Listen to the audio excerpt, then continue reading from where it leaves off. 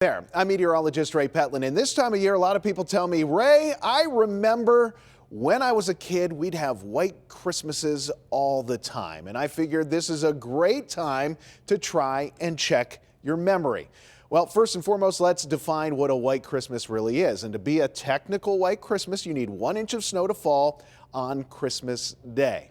And to be quite honest with you, this does not happen very often, actually only 14% of the time. What I did was I looked back at the National Weather Service's NOW data, which looks at data since the 1870s, and only 14% of the time we get those white Christmases. Now, what if it just snows on Christmas and you get 1/10 of an inch or more? Well, that only happens 33% of the time, and I worked real hard to try to spot you some snow points for these white Christmases. And only 38% of the time there's snow already on the ground come Christmas Day that hasn't melted yet. So when it comes to white Christmases, the best we get is 38%, and that's some old snow that's already been on the ground. And actual white Christmases only happen 14% of the time.